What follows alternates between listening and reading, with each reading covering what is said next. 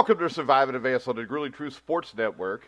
I am your host for Survive and Advance, co-host Mike Goodpaster. Right now, I'd like to welcome in my co-host, Indiana basketball legend, Steve Risley. How you doing, Steve? Mike, why do you always say host and then go back and revert back? Because usually if I call myself the host and you're the co-host, so you just incessantly talk over people no matter what. Just go ahead, Steve. Nothing more. Right. You're co-host. Okay. Yes. I'm doing great today. Yeah, and let's face it, the reason that I change it and call you co-host is because you'll cry like an incessant woman at the end of the show when we get off here. And it's just the way it is. But today, the good news is, Steve, we actually have a legend on the show. He helped integrate college football in the early 1960s at Xavier University, then went on to be the defensive coordinator for the Houston Oilers in the late 70s under Bum Billups, and then eventually the head coach of the Houston Oilers. And don't forget, he was the head coach of the Cincinnati Marshals. Help me welcome to the show, Ed Biles. How you doing, Coach? I'm doing great, Mike, and I assure you I will not clash with you. Evidently, your Steve must have a big ego because he's worried about how you're introducing him. I know. That's scary, isn't it? Yeah, it is. You know what? I bet back in 1981 when Bobby Knight made Isaiah Thomas captain, Steve got mad. Probably.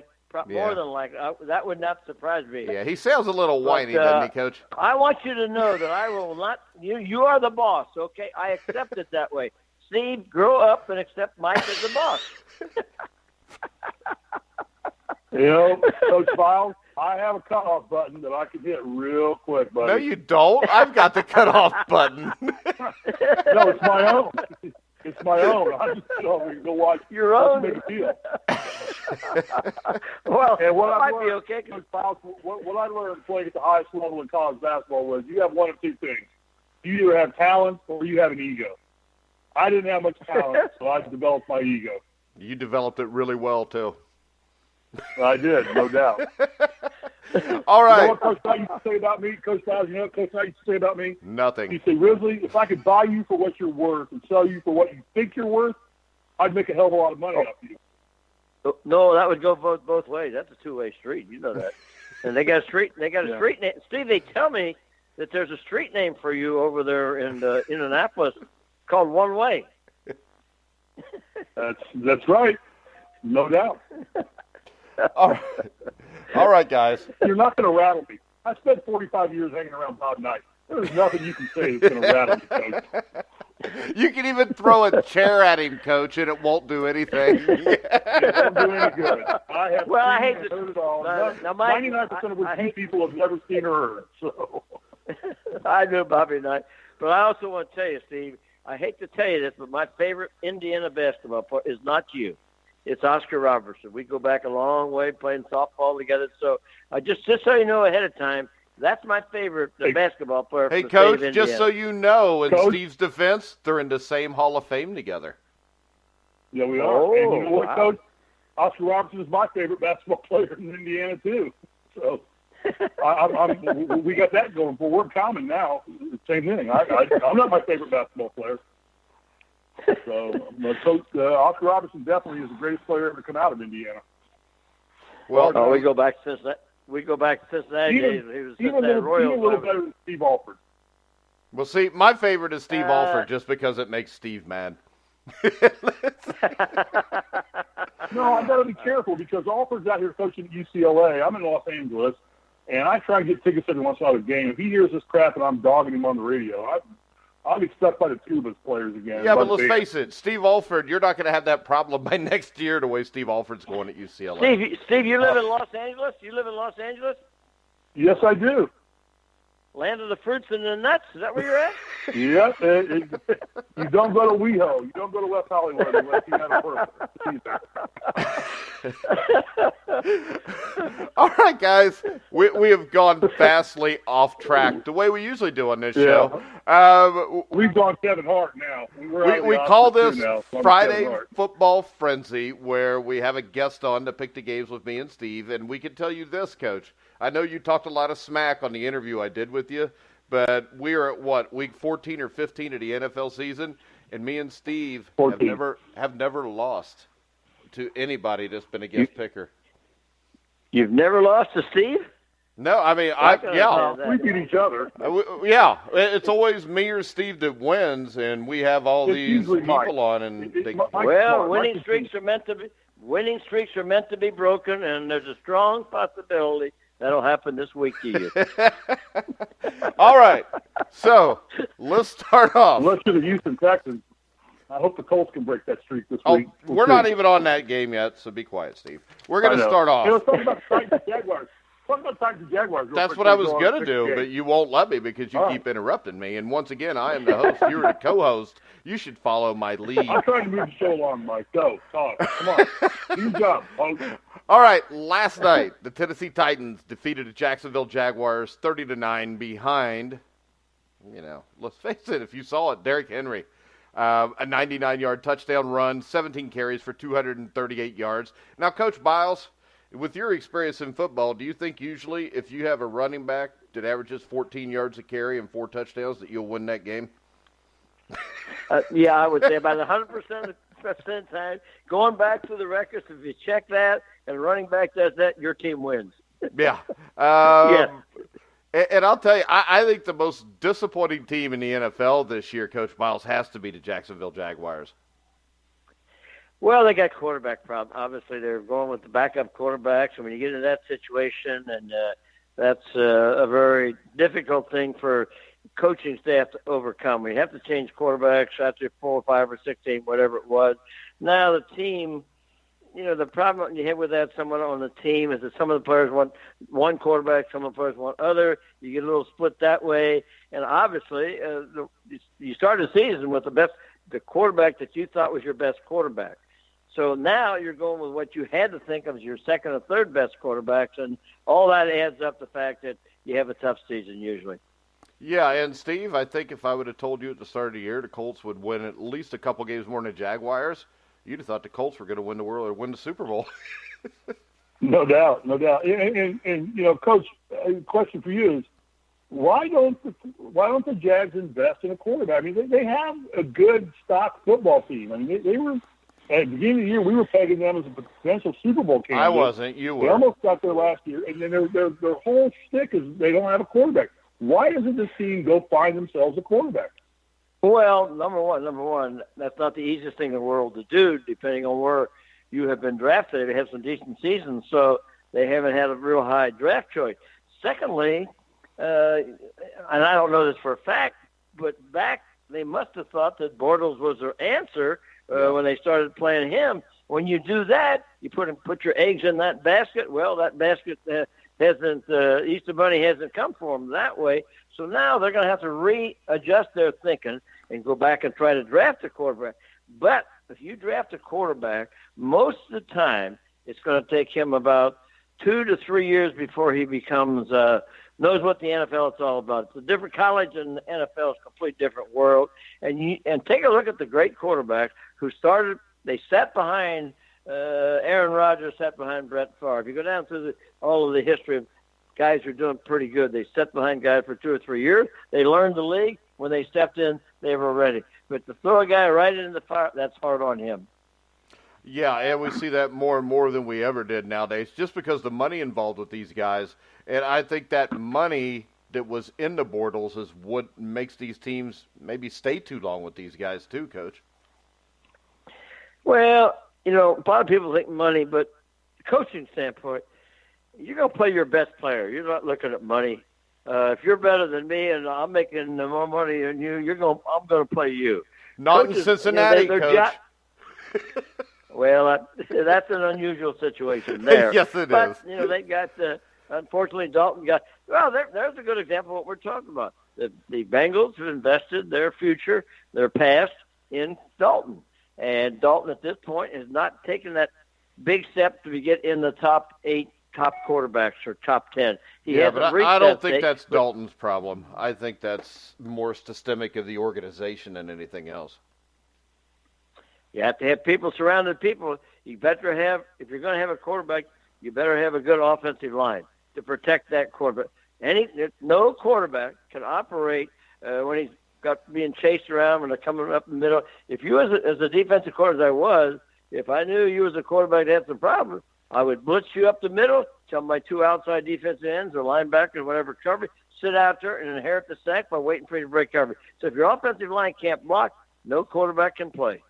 All right, and if we're going to talk about an offensive line that can't block and a quarterback that can't play, we'll start off with the Carolina Panthers at the Cleveland Browns. Coach Biles, you want to pick this game first? Well, sure, I'll be glad to take it because you guys aren't tough enough to look at the thing and say, now, Carolina is a favorite going up there, but I am going to take Cleveland. All right. Steve? I'm taking Cleveland. We talked about that last night, Mike. I'm going – Panthers are done as far as I'm concerned. They're not going to win with Cam Newton. Cam Newton's too interested in being Cam Newton than he is being a good, solid NFL quarterback. He plays for himself. He makes decisions based on what's good for him, not for the team. I think Ron Rivera is on the hot seat in a huge way, and I think Cleveland is an up-and-coming team, and they continue to get better each week. Baker Mayfield is really developing into a good NFL quarterback, leadership-wise, as much as anything. And I like Cleveland. I see Cleveland being division champs in that division within the next couple of years. All right. I agree with Steve. We talked about it last night because I didn't want him to make a fool out of himself today, Coach, so I kind of walked him through everything. But I know he needs to. He plays that game where the ball bounces straight. He's not used to ball bouncing crooked. Yeah, I understand. Yeah, and when I look at this, I think the Cleveland Browns are the team that's going to own this division in the next year or two just because Big Ben's getting old. Mike Brown still owns the Bengals. And I think the Ravens eventually are going to make a huge mistake of putting all their eggs in Lamar Jackson's basket and possibly getting rid of John Harbaugh, who I think is a really good football coach. I'm going to take Cleveland. The next game, we get the New York Jets at the Buffalo. Let me say something. Let me interrupt you, Mike. I think your idea about Cleveland becoming good, yes, but they're coming good because they finally have cleaned out their front office about a year or two ago. Yeah. They brought in a guy in from Green Bay. The guy from Green Bay also has brought in some of the Green Bay scouts. So their front office is what they needed to clean out. They finally did a couple of years ago. Yeah, John Dorsey has been a huge upgrade there. Does McCarthy go to Cleveland, Coach Biles? I don't think so. I don't think that he will want to go through. That's a tough question to answer because I don't know what his thinking is. But if I was him, I would not want to go to Cleveland. I would not want to go through what he's going to have to go for the next couple of years there. They're going to be good about 2 or 3 years down the line, but does he want to go through that again? All right, guys. Next up, we're going to go with the New York Jets. Well, peace unemployment. See what I mean, Coach? I'm in the middle, Coach, of giving our next game to pick, and Steve just randomly blurts. Sometimes I think he's got Tourette's. We got the New York Jets at the Buffalo Bills. I like Buffalo in this game. I like McDermott, the coach. I don't think the Bills team is very talented, but they play hard all the time. I'm going to go with Buffalo, Steve. I'm with you. I think the Jets are just falling into disarray. We're all three going with Buffalo. We're all three going with Buffalo. I think the Jets are just unfortunate. I think, sadly for Todd Bowles, I think this may be his last year there. Not justifiably, because I think he's a great coach. And it's a tough place to coach. It's a tough sports franchise organization. But it's a home field advantage for Buffalo. 3-point favor for Buffalo at the home field. I'm going Buffalo. All right, next up, we've got the Baltimore Ravens at the Kansas City Chiefs in one of the biggest matchups of the weekend. Steve, who do you like here? Who's playing? What game are we on? Baltimore, Kansas City. Oh, Baltimore, Kansas City. I'll tell you what. I think the Chiefs are right for picking. I've got. Baltimore's got a good coach. Their backs are against the wall now to get into the playoffs. They're in, kind of luck. I got the Ravens on this game. I'd like to see him play the big quarterback. What's his name? Lamar Jackson? No, the other one. Flacco, yeah. I'd like to see him play Flacco, but I think Kansas City's just right to be picked. All right, Coach Biles. This is when Kansas City starts failing. Kansas City goes all through the whole season. Because of the whole season, they start getting into playoff mode, and they just start falling apart. I mean, hell, Colts are praying to God. We get a wild card. Kansas City, here I come. I'm a Kansas City lover. Kansas City, here I Man, Kansas City at home against, I go with Kansas City. They need the home field advantage. They got to win. I like Kansas City. Well, they still got to win that division, too, and they've only got a one-game lead over the Chargers, and I think they'll play the Chargers in a couple weeks. Chargers are coming like a banshee. So. I'm going with Kansas City also. Next up, we've got the... Steve's now one behind. Now one behind, Mike. That's the same way I look at it, too.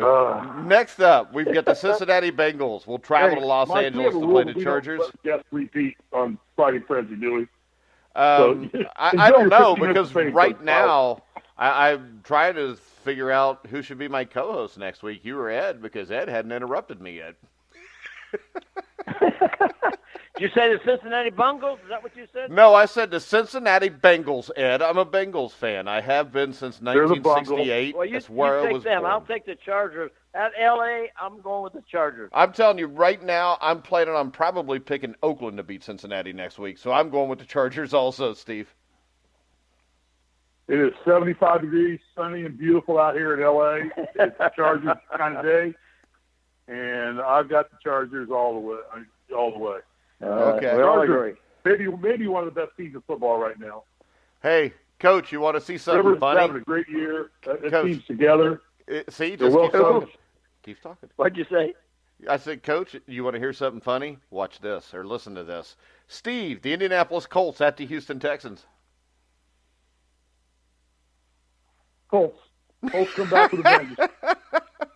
Texans are right to be picked. They're a 9-game winning streak. They think they've got this one in the bag. Andrew Luck is embarrassed after last week's performance. He's going to come back firing in all guns, and I think the Colts are going to pull this one out. All right. Reality says the Houston Texans will handle the Indianapolis Colts. Coach Biles, do you agree with Steve or reality?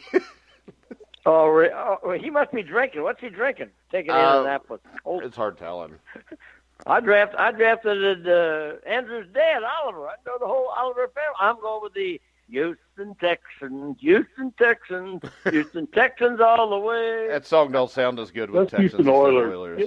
See, for a couple, that was a Houston Oilers song. Come on. You guys can't even be original there. But we're originally 2 games up on you now. How many Super Bowl trophies are sitting down in Houston? Ooh. How many Super Bowl? We couldn't beat Pittsburgh. They were too good. There you go. We got the championship game in Pittsburgh. Had to go to Pittsburgh, and the difference was they got. We the got one guys in Indianapolis. Hey, wait a second. Me and Steve have this argument all the time because I'm a Bengals fan that lost to Joe Montana twice. You were an Oilers coach who lost to the Pittsburgh Steelers, arguably the greatest team of all time, twice. And the Colts won 1 Super Bowl because they played the freaking Bears and Rex Grossman. That's it. I mean, come on. Steve, have a little dose of reality. Come on. That Lombardi trophy looks beautiful sitting in the lobby of the Colts facility. Yeah. Well, as a Colts fan, go down and try to pick it up and see what happens. Next up, we've got the Denver Broncos. I've actually held it. I've actually touched it and held it. So. Are you talking about the trophy? Yeah. Okay. Next up, we've got the Denver Broncos. That's something that neither one of you two have ever done. At the San Francisco. Actually, I have picked up I wore a Super Bowl ring. Huh? What about that, Steve? Who we got coming up? We've got, Steve's probably going to interrupt me, but I'm going to try it. The Denver Broncos at the San Francisco 49ers. I'm going to take the Broncos, Coach. What do you think? Oh, you got to go. The San Francisco is terrible right now. They got a long way to go. Yeah, Denver. Yeah, I got to go with the Broncos. All right, Steve. I like Denver. Okay. Next up, Coach Biles. The New England Patriots travel to Miami to play the Dolphins. Dolphins got any chance here? Nope. Nah, the Patriots. You know that. Belichick, Brady, New England all the way. All right, I agree with Coach. Steve, how about you? Belichick and Brady are getting serious right now. This is when they start lighting things up. It's. I don't know if the Patriots are going to lose again the rest of the year. They may be Super Bowl champs by the time it's all said and done. One less hoorah for those two guys. All right, next up, we've got the Philadelphia Eagles, Steve, traveling to Dallas to play the Red Hot Cowboys. Who do you like in this game? I like the Eagles. I think the Eagles are a better football team. I know Dallas is hot right now, but Dallas is fragile. They've got some players who are just self-destructing along the way and ready to self-destruct. I think that Wentz is coming back into his own. They got a new coach. They've got some history of repeating, being a champion last year. I like the Eagles. All right. I got the Cowboys. I think this is a no-brainer also. I think their defense has played really well this year, especially in the last few weeks. I do question the coaching a little bit in Dallas, but you can't question Ezekiel Elliott. You got Amari Cooper now. I still worry about Dak Prescott because he's still a guy that I think he can't throw. I've never really seen him throw people open, which worries me about him when I watch him there. But I think the Dallas Cowboys win this game going away. Coach Biles? Well, I don't know what's wrong with Steve, but doesn't he realize if the Philadelphia is coming to Texas, you don't mess with Texas. Dallas all the way. All right. Jesus Christ. And you don't have to add that just because he's picking games better than you. Coach Biles, I've told Coach Biles, I coached Randy Gregory in basketball in high school. He went to high school with my son. And that kid's got some screws loose. And it's only a matter of time before he does some serious damage to somebody on the field, which the Cowboys won't be able to overcome. I mean, I love the kid to death, but, Well, Randy Gregory, then, can we say that he's a little unhinged because he played basketball for you in high school, Steve? That's probably it. The kid's never been the same. All right, next up. No doubt. Next up, we've got the New York Giants at the Washington Redskins. I'll start this one off. I'm going to go with the Giants just because of the quarterback situation in Washington. I like Eli Manning. I think Saquon Barkley's as good as any running back in football. Coach Biles, who you got? Giants. Okay, Steve? I like the Giants. I like Giants. What I would really love to see is Eli Manning get back with Tom Coughlin in Jacksonville for a year before he retires. See what he can do because the Jacksonville Jaguars are a now team. They need to be winning right now. They're not building. They're just a quarterback away from being the force. And I think Manning back with Coughlin would be a good fit. But I like the Giants. I think the Giants always do this every year. They start playing great at the end of the season when they're scraping to make the playoffs. I think this Giants team's a little different right now because I think with the additions they made on the offensive line, I think they are starting to play a little bit better on the offensive line. And I think people are selling Eli Manning short. And you've got Saquon Barkley, you got Beckham. If I'm the Giants, if I'm the Giants, I would just stay with Eli Manning. I would try to draft some more defensive help, get a couple more offensive linemen, and see what happens. Because it's a crapshoot drafting a quarterback. Next up, I'm a Manning family fan, obviously from Indianapolis, what they did for Indianapolis. And I've always liked the Manning family as class guys, class players. So great family. Will be a chance. All right. I prefer to the Lux, just because Oliver was on our show a month or two ago. All right, next up, the Pittsburgh Steelers at the Oakland Raiders.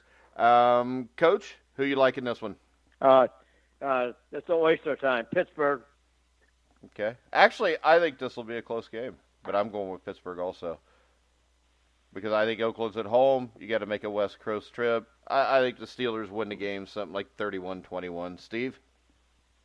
I got Pittsburgh. I don't know what the score will be because, I think Pittsburgh will win big. I think Pittsburgh will win big. I think Pittsburgh's going to win big. Big. Very big. I agree with Coach Biles in this one. They're going to win big. Ass just because you've made a mockery of this show by picking the teams you've picked. Next up, we've got the New Orleans Saints at the Tampa Bay Buccaneers. I'm going to take the Saints since they're coming off a loss. I think they're going to be ready to prove that the loss to Dallas was a fluke. What do you think, Steve? Yeah, I think they're still the best team in the NFL right now, I think. All right, Coach Bob. Well, the Saints will come marching in, as they always do, Saints.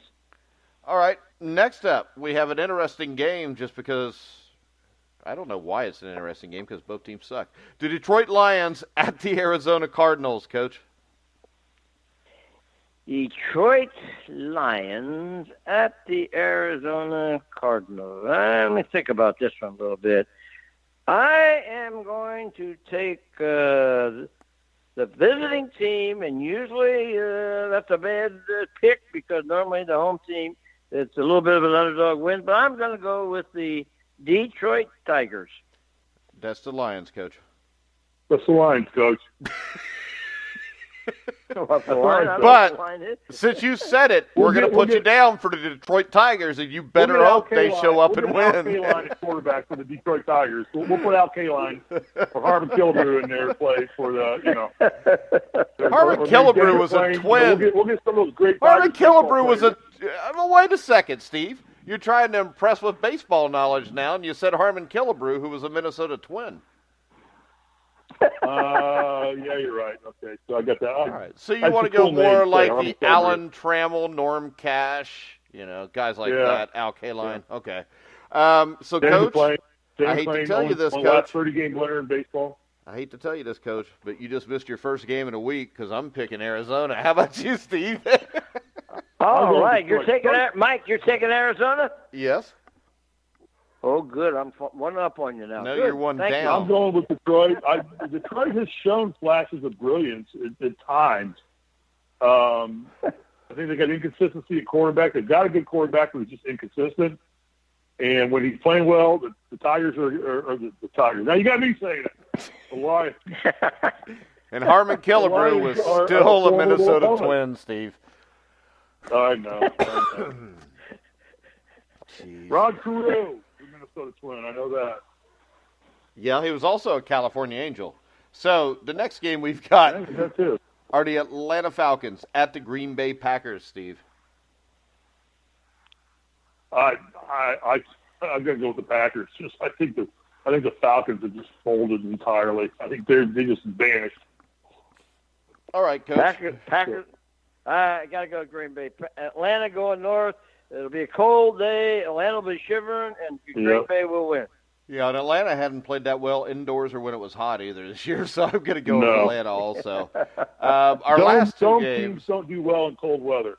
Our last two games are two great matchups, I think. You got the Los Angeles Rams traveling to Chicago Soldier Field Sunday night to take on the Bears. It looks like Mitch Trubisky will be playing.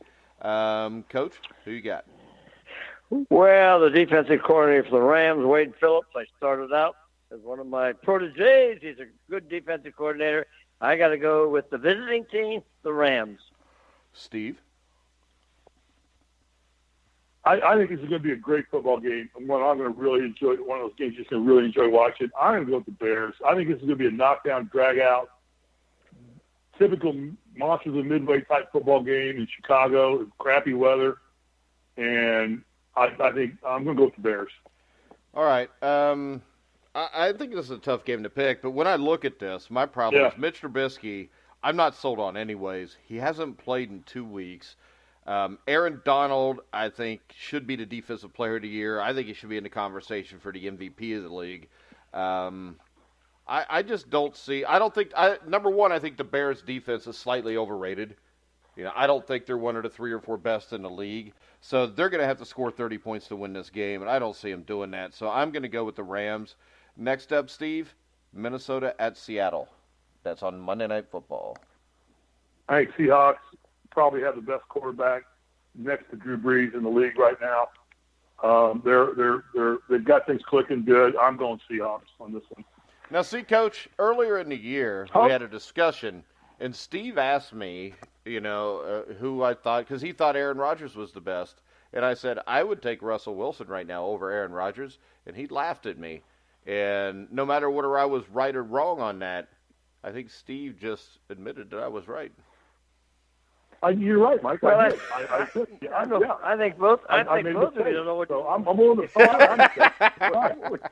Wait a minute, time out. I think right now Russell Wilson is playing a good quarterback position. He's an MVP candidate as far as I'm concerned.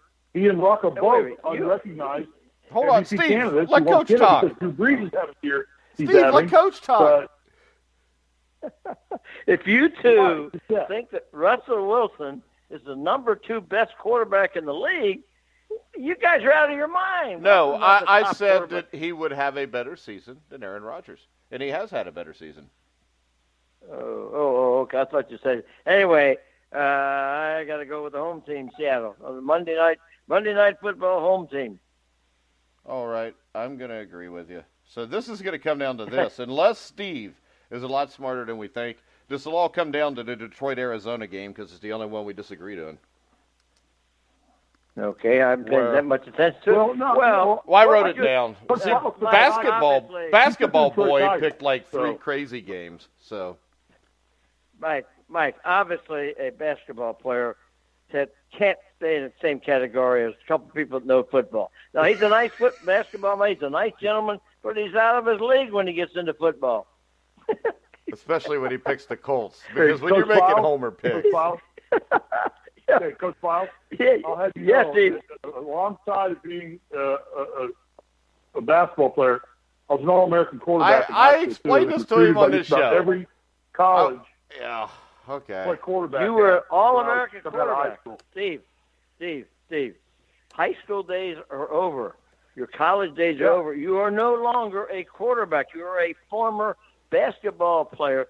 So all that high school stuff doesn't mean nothing nowadays. All right, now real quick. No, doesn't mean anything these days. No, you're right. But in my since day, God gave us Google, I've decided to do something. And what I'm going to do is I'm going to pull up the 1977 All-American Parade, high school football team. And we'll see. 1977? Yeah. Okay, because... Yeah, I'm 50 years old today. There we go. How many years ago is that 50 years ago? These are the All-American quarterbacks from 1977. And you got some pretty good names here, too. And it really... 1977 All-American quarterbacks. We got Art Schlichter, Rod Pegas, John Forcade, I remember him. Scott Tinsley, I remember him. Tim White, Ryan Sandberg from Spokane, Washington. I assume that's the baseball player. Booger Brooks, which right there is an awesome name, and Ron Garcia. This is the thing that bothers me. I don't see Steve Risley from Lawrence Central High School. He wasn't in that group? I will. Well, I think it was something wrong with the pull out. Hey, in Steve's defense, I'm just messing with him because I do know there's like 5 different All-American teams, but I just figured I'd bring that up. Well, it was on what? It doesn't matter. We found Ryan Sandberg and a guy named Booger something. So football was just some pussy sport I played to toughen me up for basketball. It was just goddamn. Hey, what did I tell you about using the Lord's name in vain on my show? Yeah, hey, Mike. Football players wear pads. Yeah, Coach. Hey, Mike. In favor, and being fair to Steve, that group that you named, Art Schlichter, the gambler. I mean, that was a bad group of names you named. He might have been. He was a hell of a quarterback. None of them was Coach. any good. He might have been in that group. None of them was any good. Art Schlichter was good, Coach. He was the Rookie of the Year. His first year in the NFL. He just had some messed up issues. I think maybe his babysitter when he was younger, since he was around the Cincinnati area, I think that his parents used to let Pete Rose keep an ey on him when they'd go out. And that's probably what happened to him. Don't be messing with my good buddy Pete Rose now. Pete Rose and I go back to when I used to watch Pete's dad play Sunday football in Lockland, Ohio. I've heard he was really good, too. His dad, Dad was a banker at the U.S. Bank in Cincinnati, but Pete used to pass the hat to the stands trying to get money to pay the officials. That's how far Pete and I go back. Pete and I we're great friends with a lot of backgrounds with Pete. He should be in the Hall of Fame. I don't know about that, but we've had that show before. He never bet against his team. This is the thing. I know. They're not letting him in, so things happen. And let's face it, Coach Biles, I'm with there is nothing more overrated than sports Hall of Fames. The fact that Robert Brazil retired in 1984 and had to wait 30 years. Yeah, to get in. That's because we didn't get the Super Bowl. If we'd gotten the Super Bowl, yeah, you're right. There's some degree of thought to what you're saying because there's an awful lot of people who are now announcers and doing TV stuff who are going into the Hall of Fame that maybe wouldn't have been there if they wouldn't be on television shows right now. Well, look at L.C. Greenwood. How's L.C. Greenwood not in the Hall of Fame? You're right. He was a great defensive end. Yeah. Great. But Yep. and yeah, Agree if with you're you. an announcer, it helps to get into the Hall of Fame. Yes, no question. I'm just hoping they don't let Boomer Esiason in there because of that. He annoys me. Hey, Coach. I'm a Bengals fan, and he Coach. annoyed me then. Go ahead, Steve. I got a question. We're done with the picks, right? So Yeah, we're done. We're done with all that nonsense. You can answer this if you want to. If you don't want to touch it, don't touch it. Colin Kaepernick, what's your opinion? Should he be playing? Is this getting silly that he's not playing? Is he past his prime? Did they overreact? Or what? Do you have it? You don't want to talk about it. I understand it. It's a touchy subject. But what do you think about Colin Kaepernick? The problem with him right now is because of all the things that have gone on here for the last year and a half, 2 years. If you are a football coach at any of these teams that are in the lower echelon, if you were to bring him in, the whole atmosphere, all the media, all the press, everything would be at him. Your other players, you got a jealousy problem there. You got the fact that he is not that great a quarterback. The fact that every media, the minute he was in there for your team for a week, the media would completely ignore everybody else on your football team. Everything would be Colin, and that would be a tough situation for a lot of your players to put up with and deliver with. So there's a lot of factors in why you would. The biggest factor is he's not a number one. He's not a Drew Brees. He's not a Aaron Rodgers. Not a Tom Brady, et cetera, et cetera, et cetera. So, and he's getting a little age on him. You'd have to give a lot of thought to, is he worth the disturbance he's going to put on your first football team? Yeah, because I think what you're saying there is this. If he was that good where he's a no-doubt number one starter for your team, you can do it. He'd be there. If he's not a no-doubt starter, because, I mean, come on, we get guys like Josh Johnson who just got signed to an NFL contract that hadn't played since 2011. You know Kaepernick would be better, but what you're saying is it wouldn't be worth it to bring him in as the number two guy and bring all the baggage with him. Yeah, that's right. I mean, exactly. You hit it right on the head because, again, number two backup getting more attention than your number one quarterback. Number two backup getting a lot more than your running back who just scored 3 touchdowns, et cetera, et cetera, et cetera. That's one of the reasons that you don't want to bring Colin in. Now, what about a team, though, that desperately needs a starting quarterback? And there are teams like that. I mean, is it then not you worth the risk because if question. you're wrong, do you get fired? Well, you got to ask yourself this question if you're in that situation. Yes, we need a quarterback.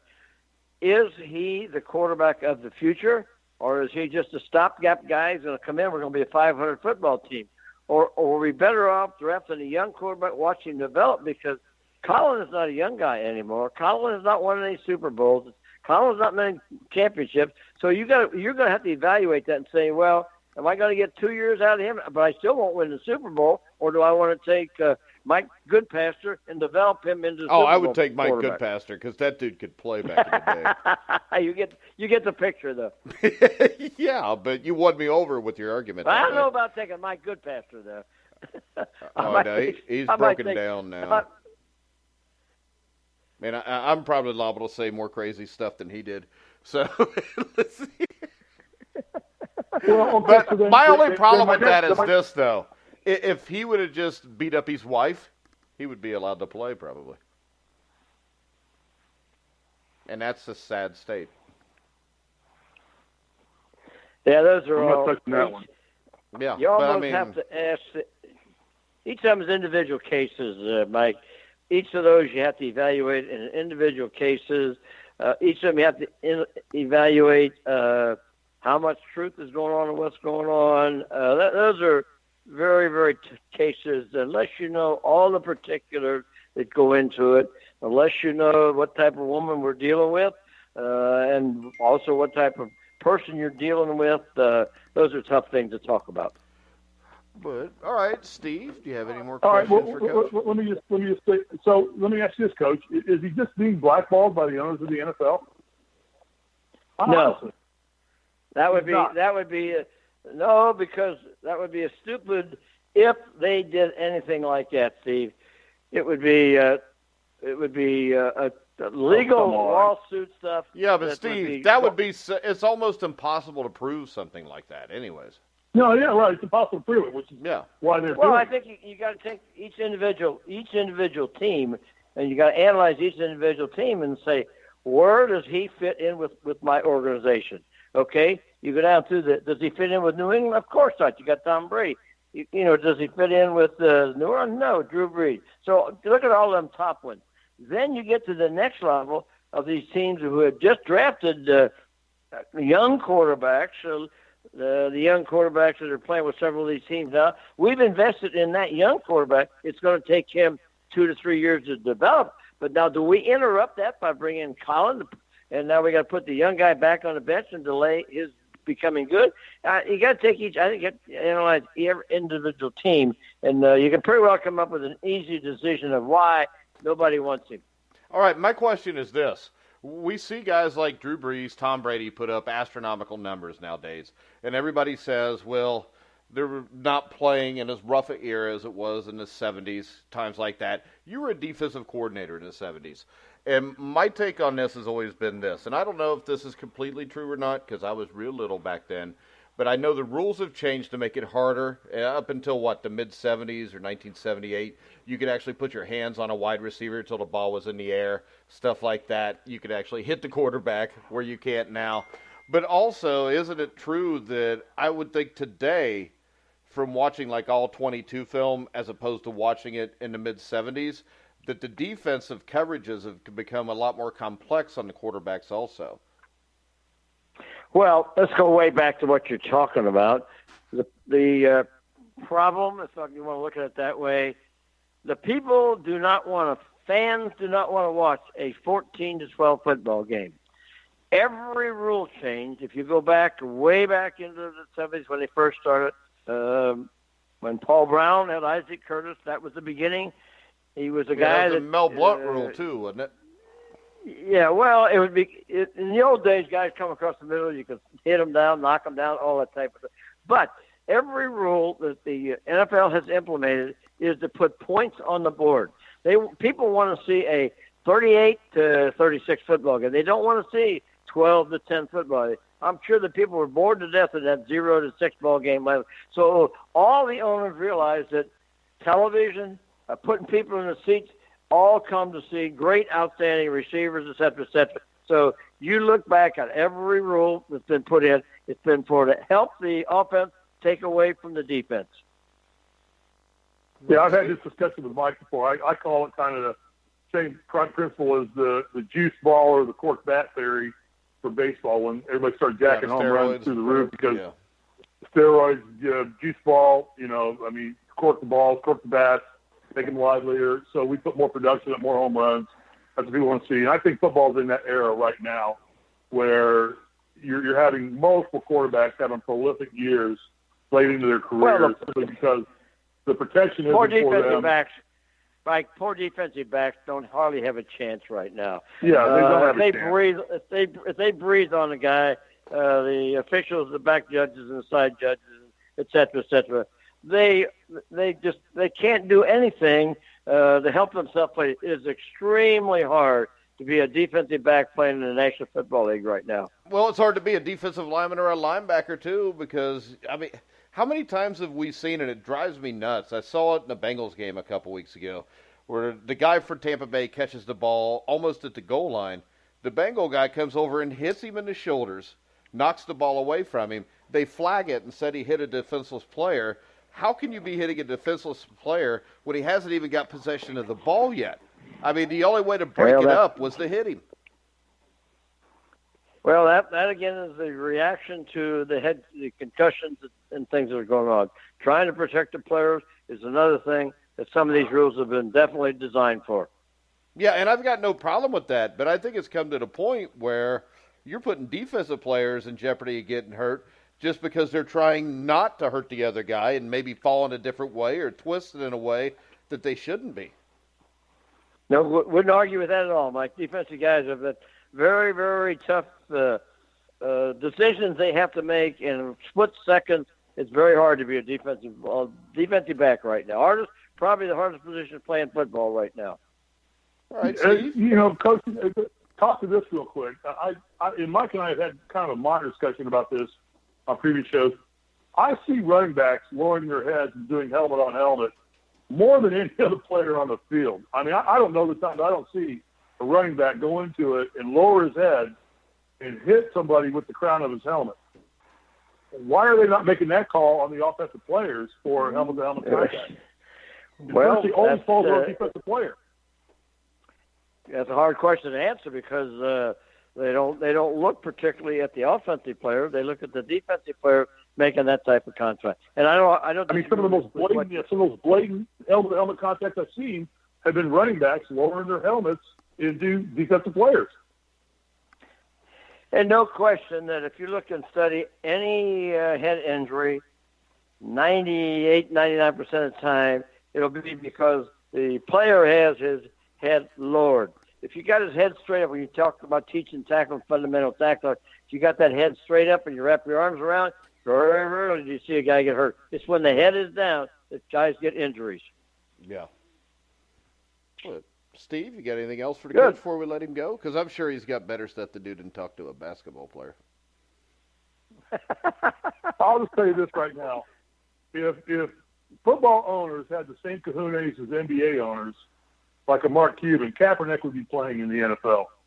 But these football owners... You know why, though? That's because the NBA, their last collective bargaining, in late 90s, actually put in the contract that you had to stand for the national anthem. If the NFL would have done that, there would have been no problem. Right. Yeah. Guys like my friend Mark Cuban would just your friend. Say, you're friends with Mark Cuban. And I think Kaepernick's past his prime now. I think he's probably been out of the game too long to where I've heard it all now. Steve's best friends with Mark Cuban, Coach Biles. Did you know that? I went to college with Mark Cuban. We dated the same girl. Yeah, you dated Mark Cuban is what you mean. And Mark probably won because he's better looking. Yeah. Yes, and yes. Much better looking. I did not win the girl. Much better looking. I mean, that's okay. A lot better looking. And I'll drop it anywhere I can. And more money. Mike, and he's got more money because he played. Yeah, he's got a lot of money. He got more money because he wanted to watch IU games. He created streaming. Don't be a hater, Steve, because you know what, Steve? Wait a second. If Mark Cuban was on this show and there was an argument between him and Steve, you know how Steve would settle it? He would say, "Do you have a national championship ring, Mark?" Because that's what he says to everybody. When he gets on the show and they're arguing with Steve, he'll go, "Do you have a national championship ring? Because I do." And then invariably, he'll send a picture of his championship ring to him on a text message. Well, I had no comment. Huh? Come on, I don't Steve, think comment. you guys can do that. So See? I told you. Coach Biles, I will make sure I do not give him your phone number so he doesn't send you a picture of his ring. And you know the bad thing is, the ring's from 1981. And he sent it to me to one time, and my son looked at it and he said, "Did they get that from a Cracker Jack box?" He said, "Where's the diamonds?" Yeah. Because I had Jared Lorenzen played for me. He had the Super Bowl ring from the Giants when he backed up Eli Manning, and my kids got to wear that. And it was like 30 times the size of Steve's ring. Well, the NFL, Mike, the thing with the rings are kind of funny.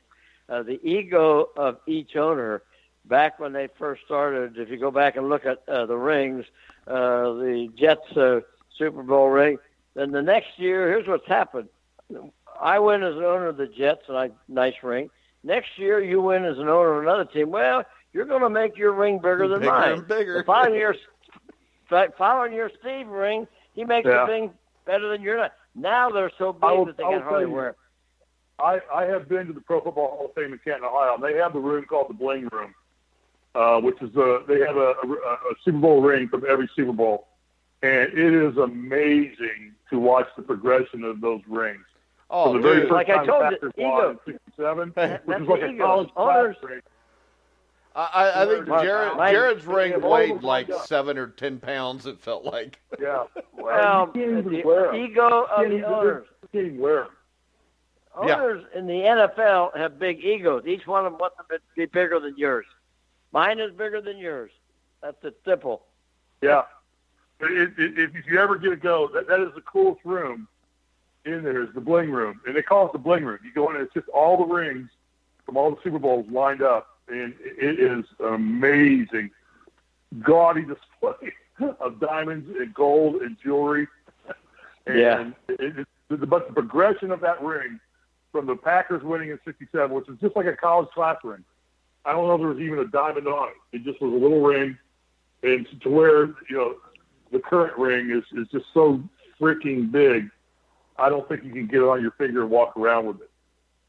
I told you the answer. Ego. Ego of the owner. Yeah. Well, simple. You know what? Winning a Super Bowl is something to be egotistical about. I have no problem with that. That's an incredible athletic achievement, is to play in and to win a Super Bowl. Hey, you know how to solve that? If the Bengals were to win it, Mike Brown would probably go back to the Green Bay Packer model from Super Bowl I. He'd probably just give each player a string they could tie around their finger. Mike, you don't have to worry about that this year. We're not going to win it. No, and I don't have to worry about that any year. Let's see. And for the benefit don't of give up both on him. I saw him. I'm going to put up a picture of my next championship ring. So. Now, what'd you say, Coach? Give up on him. I was in Michigan when they played the San Francisco 49ers for the Super Bowl, and they were ahead. They had a chance, but they. Okay. I was there too. Hey, Chuck Studley was the defensive coordinator on that team, right? For that Niners team. I got to think about them. Could very well have been. I know he was an assistant. Didn't Chuck coach under you too? Yeah, I hired him as a defensive line coach when I was here. Competed against him.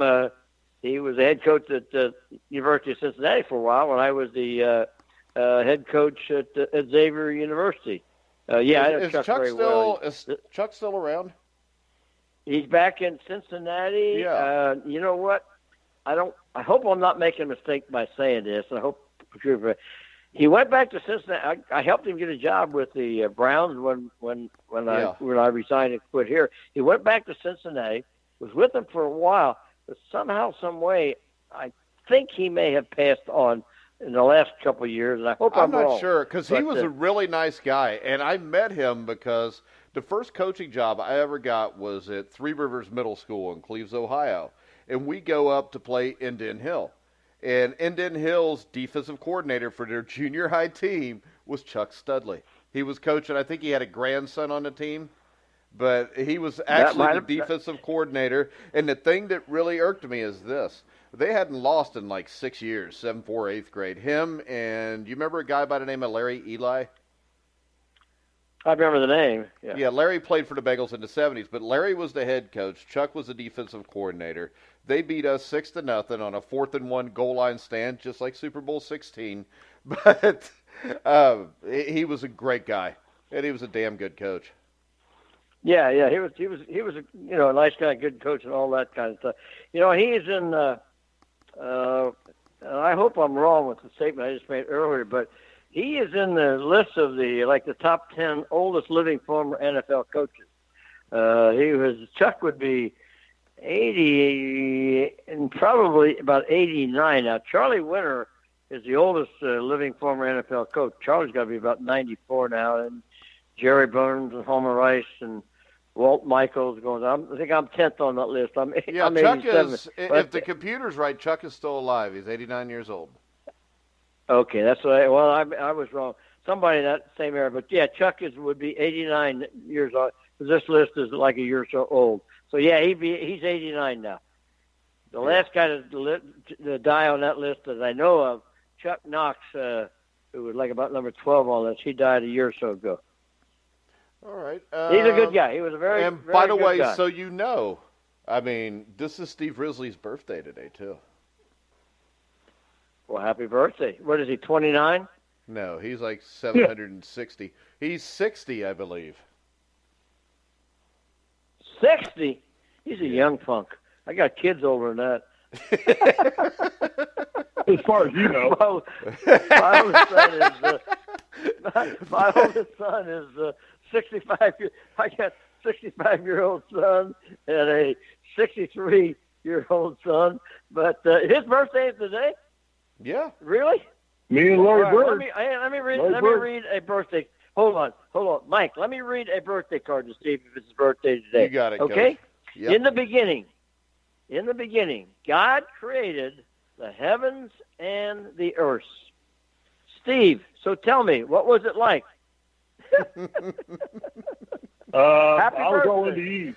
It was all about Eve to me. Happy birthday. Thank you. All right, so, Coach, did you want to come back and do this next Friday, or have you had enough of this crap? Well, probably. I'm enjoying it. Probably can, unless something else comes up for me. Enjoy it. I'll give you a call like later, Wednesday or so. All right. Thanks, wait a Coach. minute, Coach. What the hell else is going to come up for you at your age? Really, seriously. Are you doing Dancing with the Senior Stars or something like that, or what? See, all you young punks don't realize that women chase people like me. You know why, Steve? I got so much experience. Because they can catch you, I guess. I don't know. I got so much experience. Yeah. You young guys ain't got enough something experience better. in that league. You don't understand, Coach. I spent 25 years working for Pfizer. I got all the Viagra I need. Yeah, well, you don't understand this. I'm sure since Ed was a football player and coached football, he doesn't need that stuff. But you played basketball, so you'll need help. You know what? There's not a man over 40 years old in this world that doesn't need Viagra. I don't need And it. if you don't take any Wait a minute. I don't need it. I've never had it. You Mike, do. time to talk for himself. Time to talk for himself. Yeah, speak for Talk, yourself. not you and I, not for you and if I. you want, I can go get my wife to vouch for me. We'll put her on air. The last thing she would ever want me to have is that. All right, guys, before this... Keep living your natural life and enjoy mediocrity. That's good. Yeah, well, you know what? I don't need things to enhance my greatness like you do. No, wait. One more thing before I hang up. All right. You have said you two have never been beaten by one of your guests. Yeah. Nope. Right? Okay. Well, you're back you on tell me next Friday week. so we can pummel you. Well, I don't think there's any question they'll beat you two guys. You don't have a clue. So anyway, I'd like to find out whether you tell me how great I am or apologize for how bad you are, whatever it is. See you next week. See you, Coach. All right, Steve. Thank you very much. Yep, thanks. All right, guys, we're going to go ahead and wrap the show up. You can follow us at Grueling Truth on Twitter. You can listen to us on iHeartRadio, Hey, Mike? iTunes. Mike? What? What? I always interrupt. I know. What a sweetheart. What a great guy. Is that all you had to say? You interrupted me for that? Yeah, I think he's a great guy. I enjoy his company. What a just a genuine good representative of the NFL and of pro football. Yeah, and usually the best representatives of the NFL and pro football are guys over the age of 50. And too bad I they don't agree. take I better agree care entirely. of them. All right, guys, you can hear all of our shows on iHeart, iTunes, TuneIn, Spreaker, Spotify. Wherever you find sports podcasts, you'll find The Grueling Truth. So for Coach Ed Biles, Steve Risley, I'm Mike Goodpaster. You've been listening to The Grueling Truth, where the legends speak.